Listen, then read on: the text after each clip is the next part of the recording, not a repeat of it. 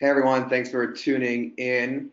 It's pretty cool. We like turned it on and it went from 3 people to 8 people, 9 people, 11 people. So it's exciting to see everyone tune in. Nice to see y'all. We typically give around 2 or 3 minutes just to let people join in. Yeah, exactly. We don't know, no, but we do know. So at 11:03 will be the hard start, and that's when we're gonna jump into the topic. So grab your water, grab your notes, grab your pencil, and get ready. Talk to you soon. Yeah, also, by the way, please grab your phone because there's going to be some slides you're going to want to take a picture of for sure, even though this will be recorded and all that kind of stuff. Richard, I saw this like meme on the internet where I was like, it was making fun of people who, which we all do, you know, when like you're a student and you take a picture of the whiteboard with the Right. notes, and it's like it was a joke. The student was saying like, taking a picture of the whiteboard because I'll never ever look at this again. Exactly. Right. God forbid I actually write it down. So, back in my day, we used to have to write. We had a thing called a pencil or a pen. So, yeah, I totally get it. I totally Yeah, get it. So, good that's time. fun. Yeah, and we got about 90 seconds here left for everyone that's still tuning in. So 11:03, we're gonna get started. Awesome. Yeah. Richard, any exciting plans for the weekend? It is if you're a parent and you have kids and they swim, it becomes this week has been hell week and torture week for swim because we have a big meet next week, and next week becomes taper week, which means they get to sit around and do nothing. And they have ridiculous energy, and we're not supposed to make them do stuff. So my goal this weekend will be to find ways to entertain my children without actually making them run around. We'll figure something Nice. like that out. So that's my big goal for the weekend. So, but I That's am excited. very, I get to spend time with them. yeah. Yeah, it's nice, I'm sure, for you to be able to get family time. So Yes, that's it exciting. is good. It's a good thing. So, Cool. We got about 15, 20 seconds here left. We're going to wait for the clock to flip to 11:03, just based on the expectations we set at the beginning. And we'll be getting started. For all of you that don't care, my weekend plans are playing basketball on Saturday and probably do a brunch on Sunday. So I'm excited as excellent. well. Absolutely. So it looks like we got 11:03 here, Richard. Okay. Should we jump into the trading and the content? Let's roll, baby. Let's roll. All right. Thanks everybody for having me, and thank you, Gabe, for inviting me to be here. Um, Gabe, I know you're going to sort of Yeah. banter in and out on stuff, so I'll turn it to you, and we'll go from there. Yeah, totally. Exciting to have everyone here. Richard and I have definitely built a career on successful cold calling and teaching other people how to successfully cold call. And giving back and teaching and just working in sales is something we're passionate about. So this is really fun for us. We're excited to be here. Some of you may already know who we are. And just in case you don't know who we are, we wanted to very briefly let you know. So myself, CEO and co-founder of Always Hired Technology Sales School. I've been doing sales, phone sales since I was 18. And a couple of years ago, we raised $500,000 in venture capital from the same investors as Uber and Twilio, or we share investors with them. So that's my very brief pitch.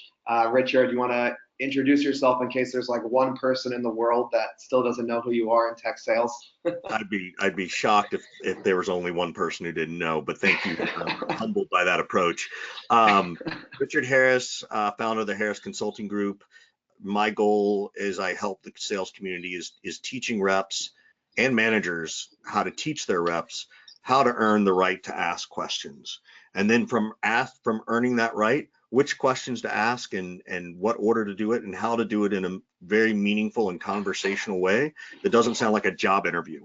My goal is to, teach reps, for lack of a better word, and I think we can, I learned this from someone else, so it's not even my thought, but I'm happy to share it, is that, our goal in sales isn't always to just sell and I don't know where that's coming from. That's not me.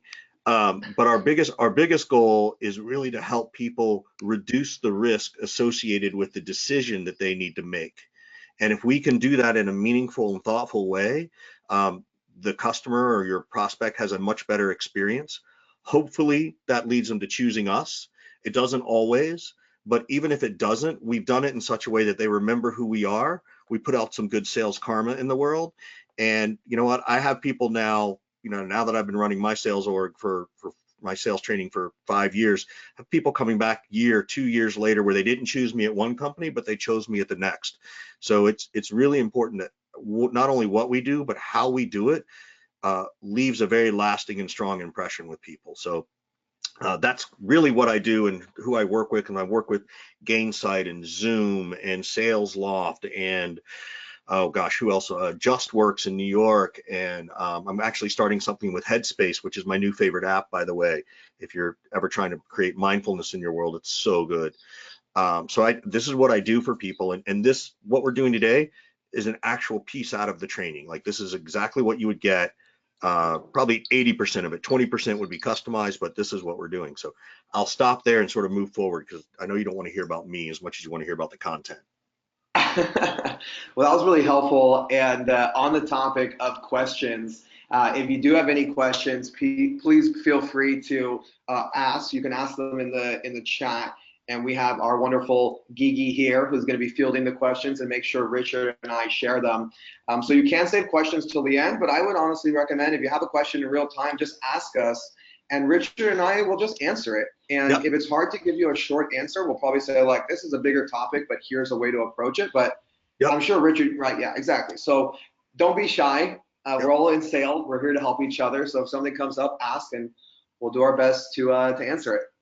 Yeah, my other suggestion too is don't be afraid to go into the chat or the question box and introduce yourself. Tell us who you are. Tell us the name of your org, how big the team is, something you're focusing on as it goes to live pickups. This is meant to be a community, not just of us, lecturing to the group, but we want to hear from you as well because we know that we can learn just as much from you as we can share. So please feel free to introduce yourself and let's make it a community today. Amen. Well All right, so let's go forward. Yeah, so diving into the topic here, a really big problem that Richard and I hear from sales leaders and from sales reps is the cold call. A lot of people are getting comfortable with emails, customization, personalization, but when it comes to picking up the phone and getting a stranger to give you their time and accepting a meeting, it seems like there's still a lot of either insecurity or anxiety around that topic. So I was curious to ask you, Richard, when you think about the problem of why people, what's the problem with cold calling or why is not every org doing it? How do you approach the problem? Yeah, well, I'm going to date myself because, I was actually part of a sales culture as email was becoming new, right? So imagine, as you guys have Snapchat and Tinder, email was all the rage. And in my day, when I was literally making calls and 100 calls and all that kind of bullshit that goes on, emails didn't count. We couldn't count emails as attempts. That's how archaic this was, right? And now it's completely flipped where emails feel like they count more. But the challenge is that because I grew up in a world where it was all about calling and knowing how to call and knowing what to do, but nobody ever taught me how to do it. I had to figure it out. There was no ability like I think this generation has to go and problem solve on your own by going to this fancy thing called Google, and figuring out best practices and cold calling tips. That didn't exist. My training was very much, hey, here's 2 days of product knowledge. Here's how you dial 9 to get out. And I'm sure there's people in the audience who don't even know what I'm talking about. You used to actually use the company phone and you had to hit a number 9 and then the 1 and then the area code and the number. Maybe you know that, I don't know. But no, and then that's what they taught me. And then the next thing they did was, okay, now go sit next to that person and go figure out what they're doing. That was it. That was my training, maybe a little bit of product knowledge. And then it was STFU, get on the phone. So bad coaching like that's been going on forever. And it's been a wash, rinse, and repeat thing for years that this is just what we tell people to do. So let's do it. And nobody's ever really addressed the real problem, which is something I call cowardly crossroads. Cowardly crossroads is any moment in any part of life, not even just sales, where fear and anxiety take over. and they take over what you're feeling, what you're doing, and we become obsessed and we role play it in our head 100,000 times in about 2 seconds, because that's how fast the mind works, and we freak ourselves out. So the crossroads, the cowardly crossroads, is a big piece, and everybody ignores that. So I want to define that even further for us sort of as we go forward. And again, so Gabe, I'm going to stop before I launch into, where you've seen this, but what do you think are some of the solutions we should be talking about with this anxiety and fear that exists? Yeah, what I like about this topic is how honest it makes us as human beings be with ourselves. And the more honest we can be with ourselves, the more we can grow. And the more we can grow and evolve, the more money we can make in the specific context. There's also a lot of other things you can get out of that. But I think what's really interesting is, one, a lot of people are afraid of fear, obviously, but I feel like the best people in the world thrive off fear, right? Yeah. And they use it, they use the concept of fear to see, how can I push past my boundaries? Well, the only way to do that is to identify opportunities where fear exists. Yeah. And I think understanding that emotion and the relationship between your thoughts and your feelings is how you can start to take the control needed to overcome this anxiety and find success on the phone. And So that's what that's we're how I going to would talk start about. to. Yeah. Yeah, you nailed it, right? Like, we're going to talk about, well, what does this fear feel like? Like, what does it really mean, right? So first thing is, you got to just identify that the problem isn't call reluctance. It's the emotions behind the call reluctance, right? What is Right. that? And what is that cowardly crossroads we run into? And so for me, I want people to acknowledge this fear, and I want you to understand a couple of things, right? Is that, one, everybody has it. Like, there's nobody who's ever been on the phone who's like, dun dun dun, I am super phone person, I will be happy to jump on the call, right? And if you are that person, if you are, then you are an outlier, and God bless you. But that is not the standard, right? Like, that is not the norm, and you can't coach to that, right? There are definitely amazing cold callers and folks who just have that gift, and they really are fearless about it. And some of that comes with just experience and time, but not everybody's wired that way. Even the best people I know still hate cold calling, right? If you love cold calling, you're either, right, this great anomaly, or you're not doing it right, right? I don't know. So my belief is that nobody's really immune to this fear. So we should just pretend like, hey, look, we all hate this fear of picking up the phone as much as we all hate the fear of rejection of a left swipe instead of a right swipe, right? Like, we don't like that. We're like, hey, I right swiped them. Why didn't they come back and right swipe me? I thought we had it all together. We had 15 things in common. Whatever it is, right? Like that, we have that crossroads that we all exist, and it exists in all parts of our life, not just sales.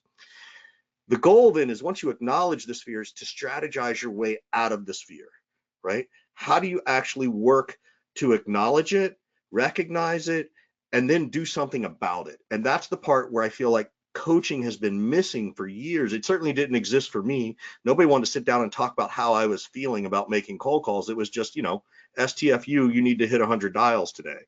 So that's really where this comes from. This is what that fear feels like. And these comments that you see on the right, anxiety, heart racing, mind racing, sweaty palms, assuming failure, pray nobody picks up, or freeze when someone picks up, right? All that stuff, that's not even stuff I think. It's what I ask people when I teach this in a session. What feeling comes up when it's when you got a power hour coming up? And I get them to say, these are the things that bother them.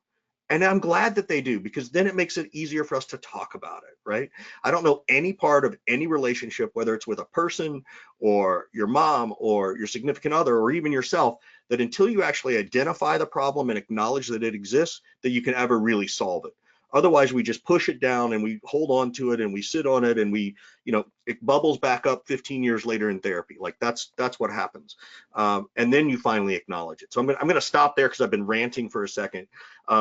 But Gabe, I know you have a lot of students who come in who aren't even, they've never even been on the phone, right? So their fear may even be slightly different. What are you seeing from the people who are coming to your classes when it relates to this fear? Yeah, and in general, what I tell them, what I tell people is that I still deal with the fear. And, whether I'm public speaking or whatever it is, people are like, how do you do it? You look so natural. And it's like, no, my heart's still racing. I just trained myself to deal with the emotion. So it's not even that the emotion is gone. When I get off a call with an investor that I'm trying to pitch, I feel like an SDR. Like, my hands are sweaty. Like, my palms are sweaty. I want to talk about it with my team. And the reason I'm sharing that is because when you make it into the major leagues, which is like a high rejection rate in business, because the higher the rejection rate, that means when you do hit, you're going to hit bigger, right? And that's what everyone's doing at this level. Salespeople, founders, investors, everyone's doing high risk, high reward. But what I think the important thing to recognize is that it doesn't really necessarily go away. And the people that you see that are doing it more successful than you, it's not that they've vacated the emotion. They just have come up with strategies to take control back of how they respond to the emotion. And that's what a lot of life is. It's not what happens to you, it's how you react to what happens to you. And that's how I would start to hopefully give value or share my thoughts on this topic. Yeah, no, I completely agree. And that's really going to lead us to the very next step, right? Is after we acknowledge it, we've got to recognize our discomfort, right? Um, we need to understand how we feel about things and manage them and compartmentalize them. It might be the right word for those of you who are psychotherapists and analysts who did more Psych 101 than I did, then maybe that's not the right word, but I'm in sales. What can I say? What I want you to do is that you need to recognize your discomfort zone, right? We always talk about, well, know your comfort zone, get out of your comfort zone. Well, recognize what your discomfort zone is, right? Take a different approach to it. And what I really want you to do is, as you think about this, is you take these things and you can put them in a bottle. You literally can take all these fears and put them in a bottle, and you can put them up on a shelf, okay? They're always going to be there. There's no expiration on these. There's no expiration date on this stuff, right? And so it's really important that, hey, let's acknowledge it. Let's label it, and then let's try to replace it with something better, right? If you're a fan of Chris Voss and Never Split the Difference, this is what labeling is. I want to take these anxieties you have, acknowledge that they exist. We can talk about them for a little bit, and then let's try to set them aside, but replace it with something better, right? And so that's what you've got to do in terms of getting over your call reluctance before we even get into the scripts. I promise 3 great scripts are coming. They're going to be great. I promise they're great. But we're going to use scripts, and I want to talk about that for a second. I hear from people all the time they think that scripting's terrible, and I say this reluctantly that that's the biggest bunch of horse I've ever heard, right? Like ridiculous, right? If I go and sit in on anybody making cold calls, you know what everybody sounds like? Hi, this is Richard. I'm calling from Always Hired, and we help da da da da da da da. Oh, hi, hang up. Oh, hi, hang up. Like it's the same script over and over again. If scripts didn't work, we wouldn't go watch this Star Wars movie over and over again, right? Like I don't care which generation you're with. There's a hero, there's someone who needs to be saved, there's a lightsaber, and there's a evil person, and then there's a little person, either green or orange, who seems to have all the wisdom of the world, right? It's the same story over and over. Scripts work. Now, what I do want to make sure people understand is that the value of script is to help you break through your discomfort. Over time, you should evolve your script to sound like yourself, not Richard, not Gabe, not anybody else. But that value of that script is to give you that foundational baseline to build the rest of your house. That's what scripting means. It doesn't mean you have to be robotic every time, all the time. And for people who say, well, I like to use bullet points, or I like to do this, the challenge with that is that the mind can't actually do both things at once. It can memorize a script, do it over and over and over again. And because of that, you can play chess, meaning based on what you're saying, you can measure things that are happening on the other side of the phone, even if it's their pace of breathing, how fast they're talking, what their response rates are, if they're interrupting. If you're using a script that is pretty much word for word at a 85 to 90% accuracy rate of the same thing over and over again, you can think 2 or 3 steps ahead. If you're constantly struggling to re-say the same thing over and over from one call to the next, it's harder. You're playing more checkers than chess. And again, there are people who can do it. I'm not going to say it's not possible, but that's not the standard. That's not the norm. And again, if you're the person who can do that, then hallelujah to you. You're not this person. But look, there were plenty of kids in my high school and college who smoked a lot of weed and they aced every test. That was not me. Couldn't do it, right? If you can do it, more power to you. But I'm here to try and talk towards the middle and the norm. So that's really what I want people to do, is recognize these fears, put them in a bottle, put that bottle or jar in the cabinet. It's still there. It can be there. It's not a problem. We should still acknowledge that it exists, but let's not let it control us so much. And then once we put away the things that bother us, well, now let's start to rebuild something new. right? And this advice goes for anything. It's not just sales. It can be anything going on in your life and your relationship. So I'll sort of stop there and Gabe, see what you think, and we can move forward as well. Yeah, no, I think that was great. And just one small thing on the scripting part, just to echo what you said. If I ask Richard, "Hey, what's your favorite color?" and if I ask Richard, "Is your favorite color green?" They sound like similar questions, but where it takes us in the conversation is going to be different. And unless I'm asking the same question to 5 or 10 different people, I'm not really going to understand on average how the human being is going to respond to that question. And that's why the structure of a script allows us essentially to analyze conversations and use A/B testing almost like you would in an email template. And Yep. that's the power of something like this. Yep. And one of the scripts I'm going to show you went through a lot of that testing. Um, So anyway, so let's sort of move forward, right? Let's jump into the scripts that work, right? I've got 3 of them I want to show you. And what you really want to make sure that you understand, there's a couple of things. My slides are going to start to look really ugly in a second. And I want you to know why. That's very strategic. 1, it makes people pay attention. 2, as soon as people know that you can do really pretty slides, guess what you get asked to do? All the freaking slides. I don't want to do all the slide work. I want to focus on quality content. So if that's what, if you understand that, then that's why you're going to see this. Now, what's really interesting is just a second ago, you saw the word no. Let me tell you what just happened when you saw that word no, okay? The word no, you saw it for about a second. Whenever you see something negative or hear something negative, you get released. This has been done by psychological tests. You can go Google it. I can send you the link if you want it. But there's a sudden release of a dozen stress-producing hormones just the moment you see the word no. Dozens of them. There are neurotransmitters. All this stuff immediately comes out as soon as you see that word no, as soon as you hear that official rejection, as soon as someone picks up the phone and goes, "Who is this?" Right? And it starts to impair our logic and our reason, our language processing, and our communication. This is why when people pick up the phone, we sometimes throw up on ourselves, right? It's because we're so shocked by what's about to happen and we assume negativity. Now, the goal around yes, I want people to say yes more often. That's what we want people to say, right? All sales deals are micro deals to yes.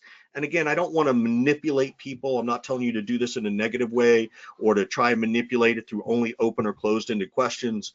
But here's the deal. When you use the word yes, the brain rarely responds to that positive word, right? I ask you out on a date and you say yes. I mean, I might have a little bit of positive out, but I'm not having the neurotransmitters of negativity like you are, right?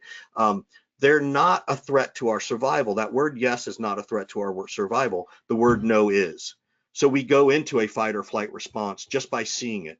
And the brain doesn't respond as well or as impactfully, I think, as it does when they see the word yes. And you don't have to overcome those neurological biases, the negativity, all that repetition, plus the 18 other no's we've heard for the last hour on the phone. So I want to make sure everybody understands the value of yes versus no as it comes to sales and cold calling. So the goal of this script is very simply, as you see, is get someone to say yes.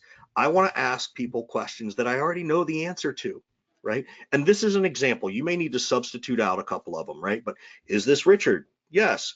And are you still at the Harris Consulting Group? Yes. And you're still the owner of that company, right? Yes. 2 things are happening. 1, that person's starting to become curious about who I am. They're leaning into the call, and I want them to keep doing that. That's super important and really valuable. And they're either going to do one of 2 things. They're either going to let you continue and let me go, "Hi, Richard, I just read this press release where you spoke about such and such. You know what?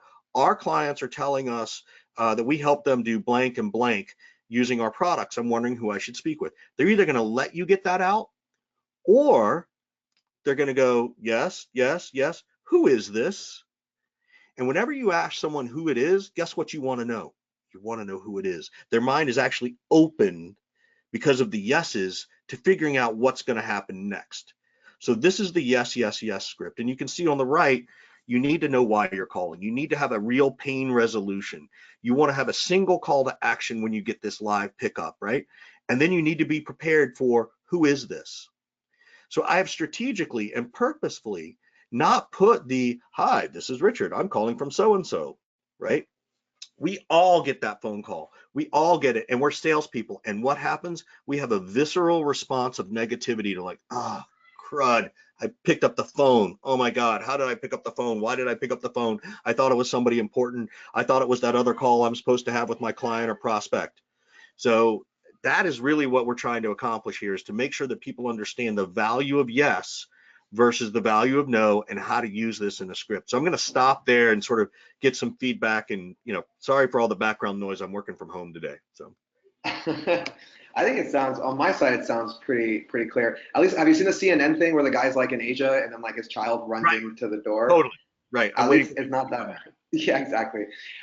Two things I wanted to just add to it on separate topics where I think this is really helpful too. Number one, this is such a strong script that I think, and correct me if I'm wrong, I think people could also even use it later in a call. If someone's like, well, I don't know if I actually want to talk, you can even use it like, well, aren't you Richard? Aren't you the director of sales? Doesn't that mean sales efficiency is a priority for you? Yeah. So it's so it can powerful. be. You got to be. Yeah, and I'll be. It's good to do that, and I think you can use yes, yes, yes. The one thing you want to make sure you're not doing is sounding accusatory, right? Sure. Right. So you don't want to. It's one thing to say. So is the next process this, and then is the next person we need to talk to this? If you start to use the yes, yes, yes to start to try and validate someone's ability to make a decision, I'm concerned you could put people on the defensive, which is not what you want to do. But I think your point is well taken. There are moments where you could do that and kind of say, wait, I'm confused. I thought you were the one who was supposed to do this. And they could go, yes. And so I think there's absolute value in it. Just be conscious of what you're doing and be mindful about it. Yeah, it's a great clarification. And a second thing I wanted to touch on this, just we made a Star Wars joke and you were like, don't use this to manipulate people, which is true. And something I just wanted to add for the audience out there, which is with these sales strategies and sales tactics in general, it is like the Force. And just like with the Force, people use the Force for good and people use the Force for bad. And it's up to you as an individual, the intent behind the questions and the strategy. And are you trying to manipulate people, or are you using these sales strategies to just uncover truths and have uncomfortable conversations that might not happen? So just wanted to also add that, since we're going into some pretty cool sales strategies. Sure. No, I think that's great. I have not made that connection between the good and evil, even though I probably should have. I may borrow that from you, and I'll do Gabe quote when I use it. No, it's fine. So let's go forward to let's keep going. The second one. This one's really funny. This one actually came generically through a client I was working with, Level 11 up in Detroit, and it is kind of funny because this is what happens. When someone actually picks up the phone these days, we are like, oh my God, someone just picked up the phone, right? And we were joking around, and the guy's like, well, maybe I should just go downstairs and try it. And I said, well, you know what? If you're willing to try it, I'll go coach you through it. And so we went downstairs and we made a bunch of phone calls, and it worked. And again, this is one of those things where you've got to decide if this is your personality, right? If this humor is your personality. And there's actually two scripts inside of this one. The first one is, oh, wow, someone actually picked up the phone. You may have made my day, right? Or you just made my day, right? People will laugh at that. If you've done any Sandler training, it's called a pattern interrupt. It's different than the, hi, this is Richard calling from Always Hired. And so pattern interrupts work. We know that this works. I think Sandler probably taught it the best, but they never give as many good examples as I would like. So this is an example of a pattern interrupt. And then you say, look, I know you're busy, so I promise I'll be brief. And if you don't like what I have to say, you're welcome to hang up on me. Again, I'm now using humor as another pattern interrupt, but I'm also trying to establish rapport very quickly. I'm also letting them know that they're going to be off the hook as fast as they want to be. But genuinely, because I'm doing something different, I'm being creative, I'm using humor. It's not quite self-deprecating, but it is, I'm sort of acknowledging who I am and what I'm doing. It builds a level of trust that this person, you genuinely will go, all right, you got 20 seconds, right? Go for it. Right?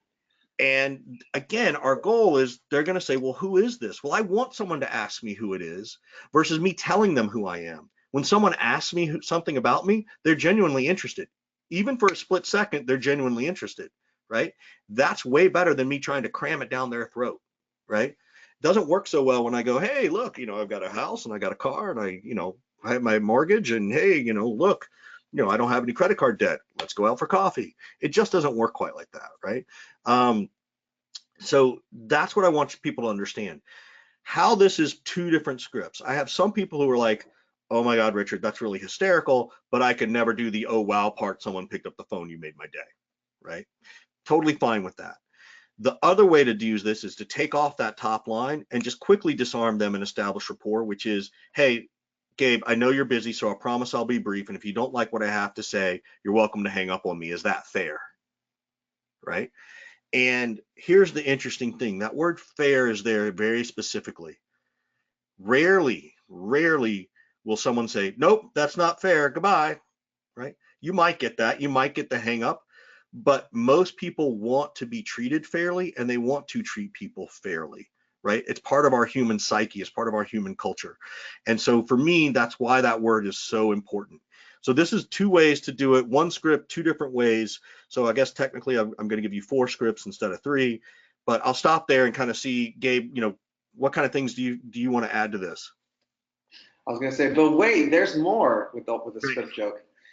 I don't have I don't have too much to add to here. This is just such a refreshing script, to be honest. Yeah. I got cold called today, and I had a few minutes, and I like taking cold calls just to keep a pulse on the market. Yeah. And the person used hi first name company, and I was like, boring, And we But all do it, we right? all, Like yeah, yeah, it's we all do it. And the funny thing is, we're now being taught to be empathetic salespeople, but we're still really shitty customers. Like we don't want to be empathetic to the sales rep who makes that same mistake, right, because it's we're just tired of hearing it. We're bored. It's been played out for years, right? Now, yeah, again, these are the scripts that I've seen work and change.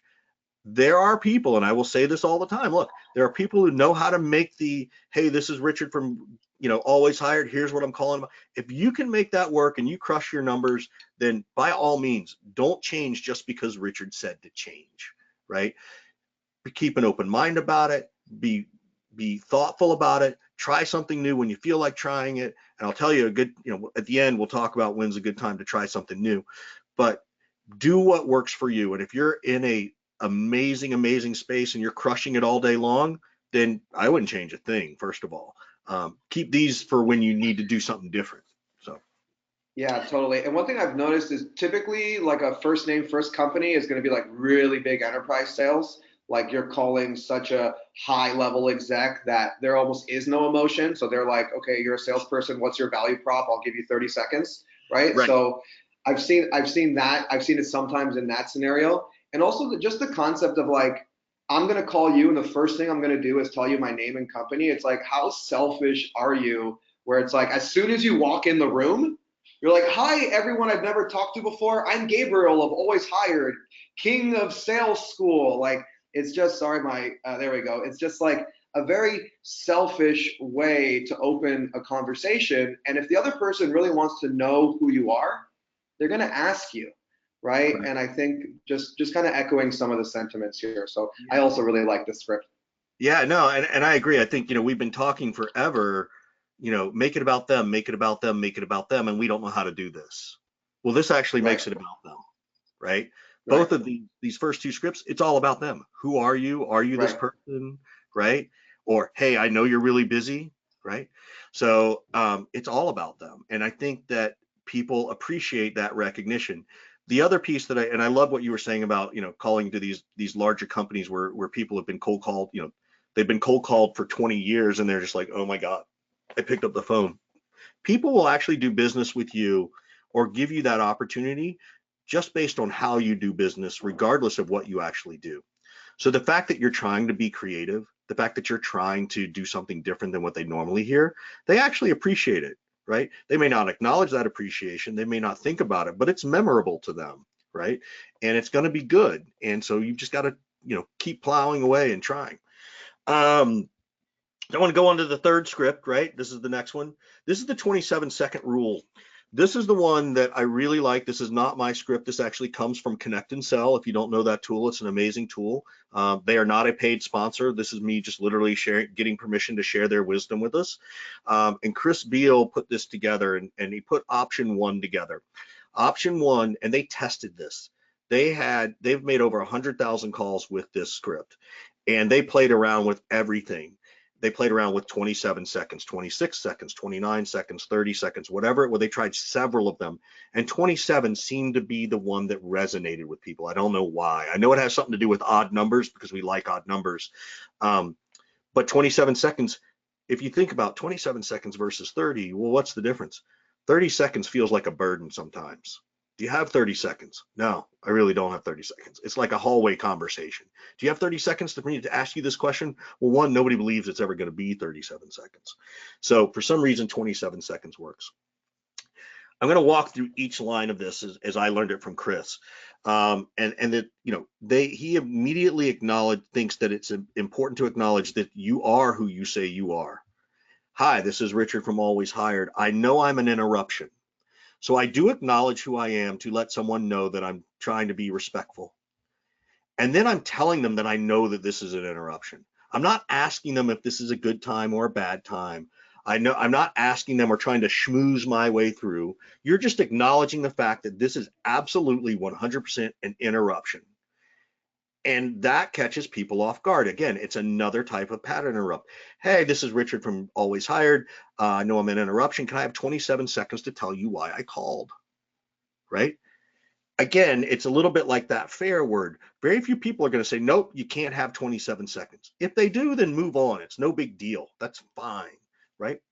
But this is the part that I really like, and I get a lot of debate around this, and people will talk about why in a second, but I believe we've discovered a breakthrough in what I call your awareness statement. This is your value prop.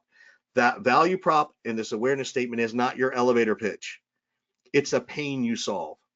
I believe we've got a breakthrough in the way people make cold calls today. Wow, a breakthrough in making cold calls? Well, if I'm a VP of sales, I should at least be interested, right? I don't know that I'm going to be, right? The reason I reached out to you was to get 15 minutes on your calendar. Do you happen to have your calendar available?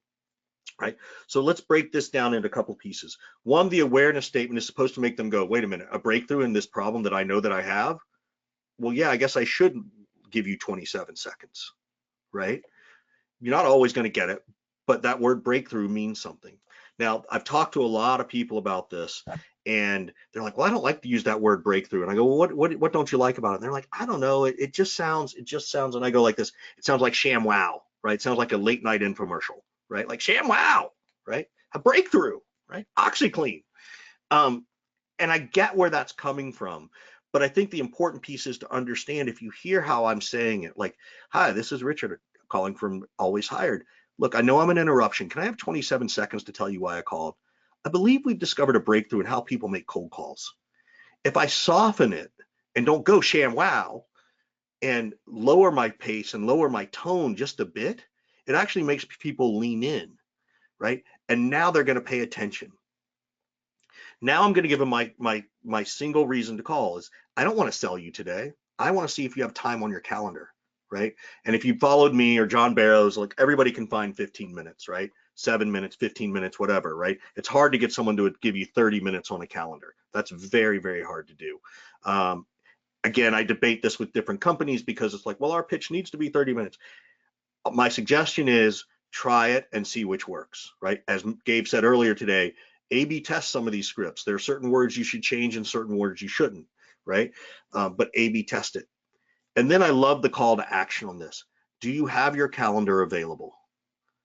Right? Not when do you have time, it's a yes or no question. Do you have your calendar available? Here's what I know. Everybody has their calendar available.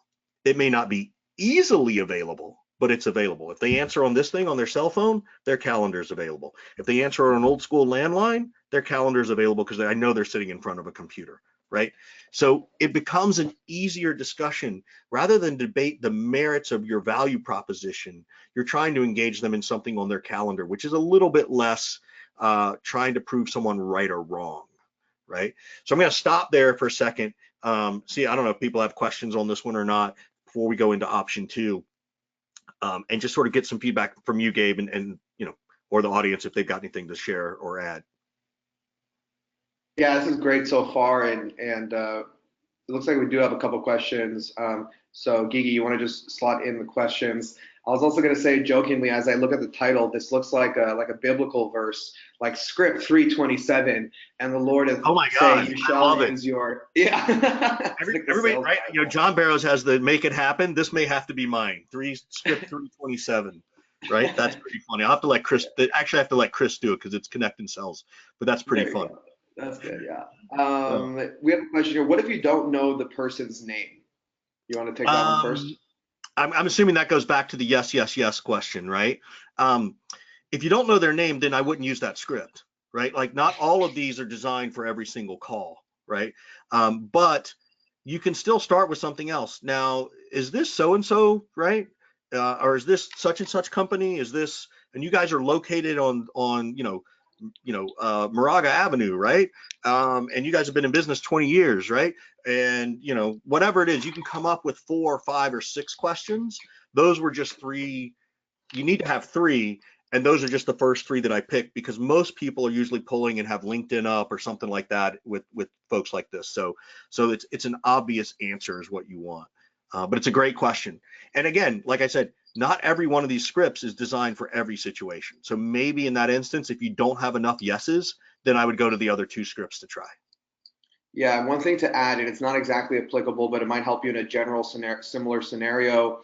Let's say I'm calling a business, I'm calling the Harris Consulting Group. Let's say it's not even with his last name. I'm going to be having to have their website up, and I'm going to try to have the employees pulled up on LinkedIn, and I'm going to try to guess based on his tone. So if I call and this person sounds like a boss, they sound like a DM, I'm like, oh, this is Richard, isn't it? And I'm just going to guess that I'm talking to the owner. Because if I'm not, it's not a big deal. And if I am, I hit the jackpot. So you can also just have everyone's title on LinkedIn and be like, am I talking to someone junior or am I talking to the boss who's like really concise? And yeah, no, I think that's great. And I say this all the time is, my mom always tells me she can tell me how good the conversation is going to be by the way I say hello. Right. And right. I think to your point, Gabe, right? There's a lot you can learn in the word hello, right? There's a lot of tonality and stuff like that. So I think that's really, really good. Other questions? Yeah, we got some. Let me feed them to you here, Oh, Richard. yeah. So, hi, Andy with Kelly IT in Raleigh, North Carolina. What's up, North Carolina? Raleigh up and coming tech scene. Could you explain the best way to sign off the call if there's no business agreed on and they still haven't asked who you are? How do you interject with your name and pitch yourself? Well, then you're going for your call to action, right? So any cold call you make, you need to have a single call to action, which is, do you have your calendar available? How do I get 15 minutes on your calendar? With who should I speak to about this at your organization? So your point is really well taken of like, hey, this is Richard over at Always Hired, and I'm calling to give 27 seconds to tell you how we solve this pain and blah blah blah. And the other person could literally go, uh-huh, uh-huh, uh-huh, right? Like that is absolutely possible. So you need to be prepared. And this again is the value of a script. If you've got a script based on those different kind of responses, you have 2 or 3 other responses based for your call to action. So I hope I answered that one really well. Or I hope I answered Yeah. it well enough. And to And add, Gabe, and I I don't know know, again, if you have a different opinion or something else, please jump in. no, yeah, I don't think different, but just adding more options, right? I mean, people have to test what works. We don't know what sales environment, what their price point is. Like, we don't know anything about their sales process, but just different thoughts that came to mind. Maybe, and feel free to also kind of give a disclaimer, Richard, here. So what I'm saying is exactly accurate, but maybe this could even be a chance to use a yes, yes, yes. If like you're later into the conversation, you feel like you're gonna end the call, there's not really a clear next step. Maybe you can be like, well, Richard, look, it looks like we've been talking for 7 minutes here. I just wanted to make sure we're on the same page. It looks like in your Forbes article, you said training this many companies is your priority, and it looks like you're going to these cities. Got it. So if we could help you get cheaper airline flights, would you want to talk again? And like maybe a couple of yeses and then a question can help you establish if you want to get to the next stage. And that maybe could be like a lifesaver. Yeah, there's this other part of call reluctance that I see, and we didn't really plan to talk about it, but I love this question. That and I can't remember. I know she's from North Carolina because I wanted to ask Tar Heels or Blue Devils, but it's a great question. We oftentimes as salespeople think that when we're done speaking, the prospect's going to go, "Oh my God, Gabe, thank you so much for calling. I need to set a time with you for next Thursday." And that's never going to happen, right? Maybe 1 in 100 if we're lucky, right? So I think the point is make sure you got a good question. If you feel like there's no confirmed next steps, then ask it. And you could say something like, "Hey, it seems like there's some interest here, but I can't tell. I feel like we should have another conversation. What do you think?" And ask them what they think the next step should be, right? The best, and I see this all the time, and this is the one part we can all get better at, and I can still get better at myself, is have I asked them what they think should be the next step? I can always position myself, but if it's supposed to be about them, let's ask them what they think. How do you feel about that? What do you think about it? Right? And I ask them open-ended versions of this question, not, would you like to chat with somebody next Thursday? I don't want that closed-ended question. I want to know what they're thinking. I don't want to know if they're ready to commit to the time. Once they tell me what they're thinking, then I'll go for the committing to the time. Makes a lot of sense. UNC over Duke, just in case. Oh, please cut her off. Just kidding. Just kidding. Let's keep going here. We got more questions. Why do you end with a closed-ended question? Yeah, why do you end with a closed-ended question? Does that make it easier for them to say no?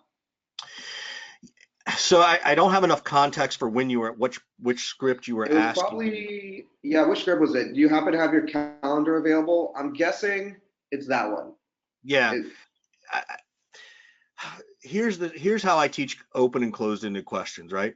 All open-ended questions, and write this down.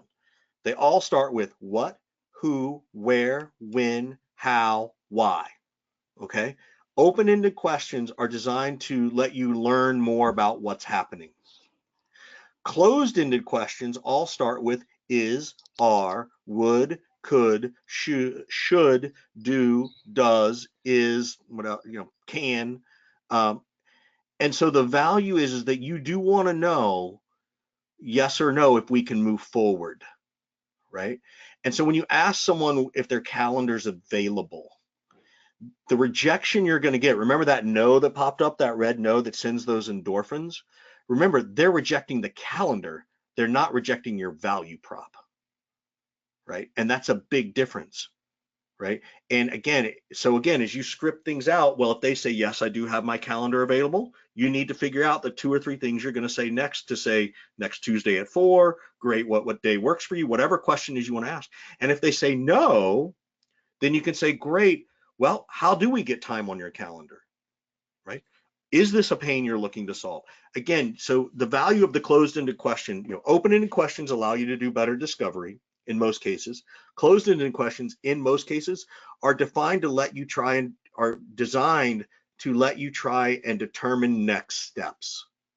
Sometimes that no is good because it's a signal that you haven't earned the right to move forward.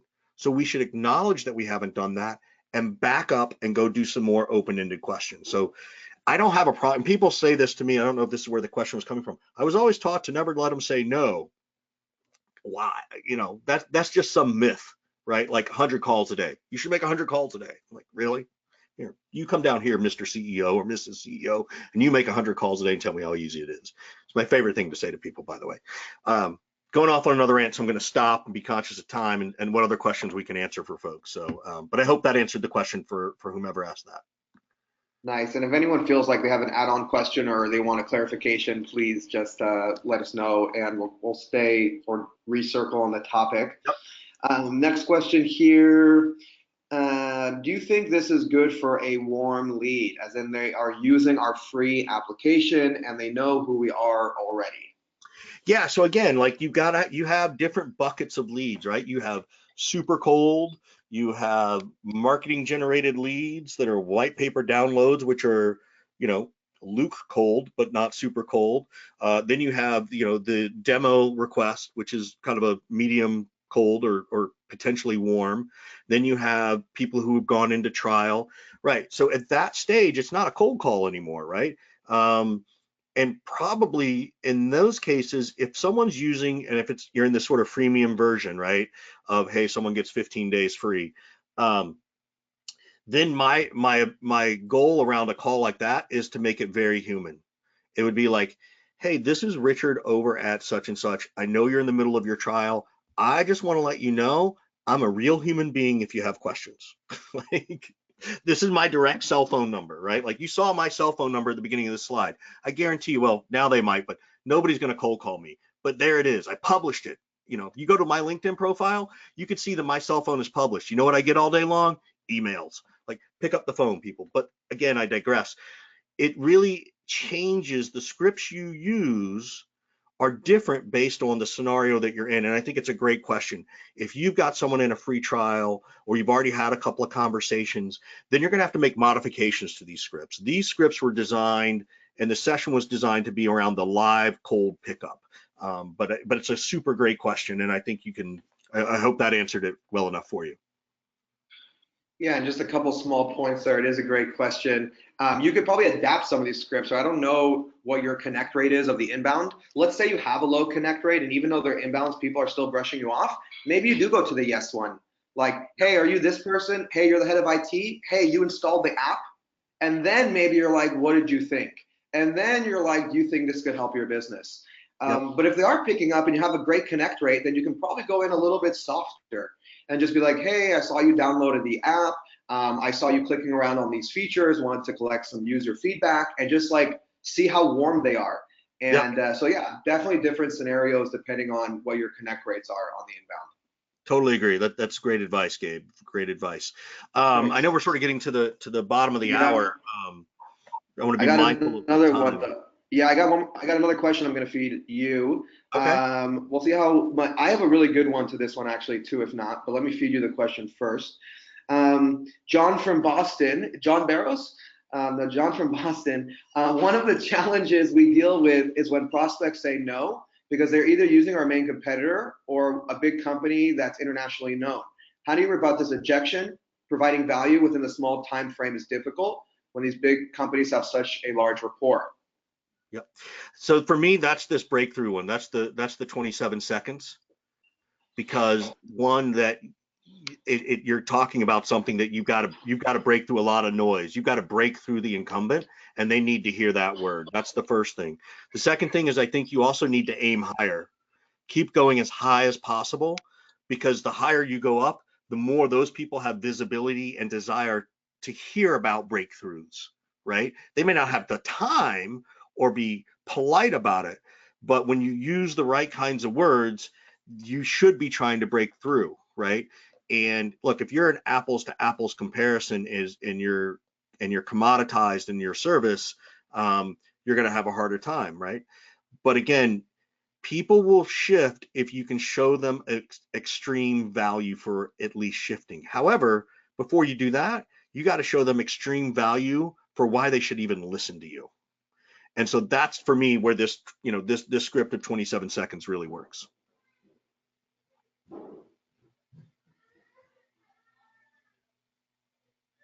Gabe, I lost you, buddy. Oh yeah, I'm like on a conference call talking on mute over here. Thanks. I have another script rebuttal to share for this one too. And everyone obviously tests your scripts, right? So it's good to be able to A/B test. And I'll just do like a quick mock of how I handle the competitor objection. I think I also posted this once on LinkedIn, and I think I might even have a YouTube video on it. So feel free to email us if you want for this specific one. But if I reach someone that has a competitor that's using like, hey, sorry, we're all set, we're using X. First thing I do is I congratulate them and I say, hey, that's amazing that you're using that company. They're very well known, they're successful, and it shows that you actually care about whatever solving the need is, right? You care about your sales team, you care about your people, whatever it is. I'm just curious, why are you so happy with them? And they're probably going to tell you because they think you're going to get off the phone soon down this path. And they'll say, well, I'm happy with them because their service is great, their price point's affordable, and they have the features we need, for example. And then you say, got it. So it sounds like the pricing, the features, and the service is really what makes you love them and why you want to stay with them. Is that right? Got it. So does that mean if there was another product on the market that had the same features, but with more service at a better price point, your company would want to at least explore that option? And at that point, you might actually be able to get into a conversation, essentially using the 3 favorite things they love and say, if you love those 3 things so much, if you had more of them, wouldn't you want to know what that world is like? And that's just another way you can do the overturning the competitor on a quick call. That's So really yeah, good. just I like that. That's really thanks. cool. Yeah, Thanks, I man. like that a lot. Awesome. Yeah, Well, this is great. I think that's the end of our questions. So I'll sort of go ahead and sort of end the slide. Oops. Wait, did I go No, I think backwards? we're on there we go. We're on the thank you. Just Yeah, we're on wrapping the up. thank you. So, but thank you everybody. You can find me on LinkedIn. Please connect with me. Please email me. My number is 415-596-9149. Feel free to cold call me, cold text me. Hopefully you'll catch me in a good mood. If not, just say, hey, I saw you on the always hired thing, and I'll try to back myself off the ledge. But seriously, feel free to contact me if you have any questions. I love putting good karma out there for people. So, and thank you everybody for signing up and attending and sticking around for an hour. Yeah, and it's funny. Someone said here, thanks, Richard. Do you happen to have your calendar open? Can we meet? Absolutely. Are you looking for some training? So, what kind of training would Nice. you like to buy today? So, yeah, you find me on LinkedIn. I'll be glad. I will gladly find 10 minutes for somebody to ask more questions if we couldn't get to it today. I'd be happy to do it.